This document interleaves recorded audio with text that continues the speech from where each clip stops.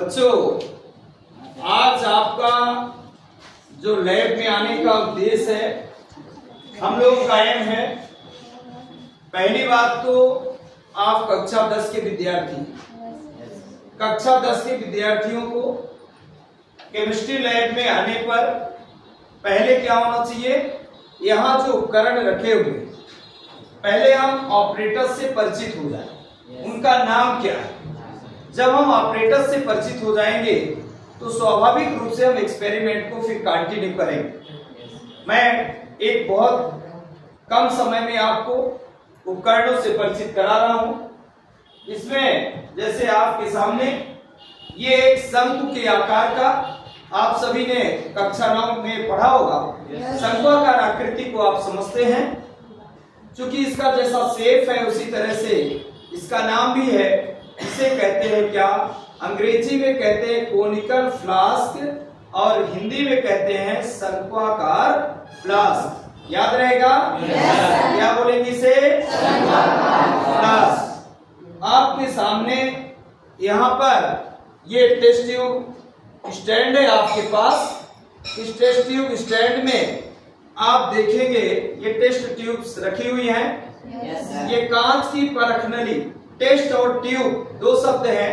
Test मतलब जब हम किसी का परखते हैं, मतलब परीक्षण करते हैं, तो ये परीक्षण नली, टेस्ट ट्यूब बोलेंगे इसको इंग्लिश से। और टेस्ट ट्यूब के माध्यम से अधिकतर जो हम साल्ट का एनालिसिस करते हैं, साल्ट एनालिसिस, हम उसके आइडेंटिफाई उसे करने के लिए जो एक्सपेरिमेंट करते हैं तो इसका प्रयोग किया जाता है। मैक्सिमम यूज है इसका, इसलिए सभी लोग ध्यान रखेंगे। ये टेस्ट ट्यूब स्टैंड है। और अगली बात आपको यानी अगला ऑपरेटर्स आपके सामने ये बच्चों बीकर है। इस बीकर में अंक भी निश्चित रहते हैं। यहाँ उनका अंशांकन रहता है 25, 50 ml या 100 ml, 250, 250 ml मिलीलीटर में। यहाँ जितना हमको बिलियन चाहिए बनाना होता है, हम उस अंक तक वाटर को भर के और उसमें बिलियन बनाते हैं। ये क्या कहा जाएगा? बीकर। याद रहेगा सबको? बहुत सरल है यार। हम घर में भी गिलास यूज करते हैं ना पानी पीने के लिए, उसी तरह का आकार इसका भी है लगभग। और ये क्या कहलाएगा? बीकर कहलाएगा। अभी आपके सामने ये जो इसमें ब्यूरेट स्टैंड में ये लगा हुआ है, इसे आप ब्यूरेट बोलते हैं। क्या बोलते हैं? ब्यूरेट। इसका अधिकांशतः जो यूज है लैब में, केमिस्ट्री लैब में, वो अनुमापन में यूज किया जाता है। अनुमापन मतलब एक की मात्रा ज्ञात हो, किसी विलयन का की कंसेंट्रेशन ज्ञात हो और दूसरे की आपको ज्ञात करना हो। मतलब एक ज्ञात सांद्रता वाला विलयन होता है और एक अज्ञात सांद्रता वाला विलयन। ये ब्यूरेट है, इसे ध्यान रखेंगे आप। यहाँ पर क्लिप भी लगी हुई है, हम इसके द्वारा एडजस्टिंग कर लेते हैं कि हमें कितना बूंद बूंद करके विलयन गिराना होता है। अगले उसमें आपको ये बताएंगे कि एक्सपेरिमेंट कैसे करेंगे। आपके सामने ये ग्लास रॉड है। ग्लास रॉड का यूज है कि जब बीकर में आपने किसी साल्ट को लिया या कोई केमिकल आपने लिया, उसका आपको विलयन तैयार करना है, तो इसके माध्यम से आप उसे डिसॉल्व करते नहीं, उसमें घोलते हैं।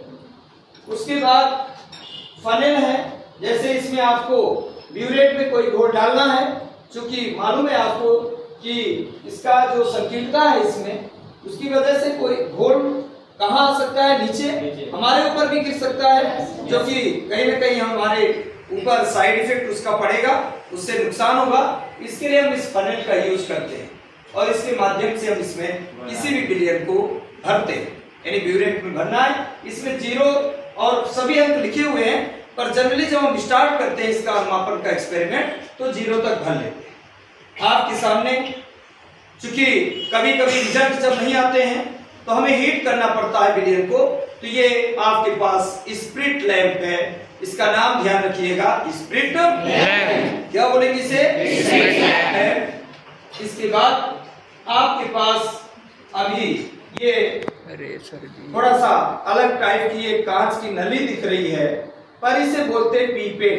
क्या बोलेंगे? पीपेट बोलते हैं। जैसे किसी विलयन को आपको बीकर में लेकर के, और खासकर वे विलयन नहीं खींचना है मुंह से, जैसे हम या और कुछ ऐसे केमिकल्स होते हैं जो हमारे बॉडी ऑर्गन्स के लिए हानिकारक होंगे, उनकी वजह से जीवा हमारी जल भी सकती है, तो इसलिए अपने को सावधानी रखना पड़ता है। और ये जो आपको इंस्ट्रक्शन दिए जाएंगे शिक्षक के द्वारा, उन्हीं को आप जो है तो माउथ लगा कर इस तरह अपनी तरफ सांस जब लेंगे खींचेंगे तो इसमें विलयन आ जाएगा।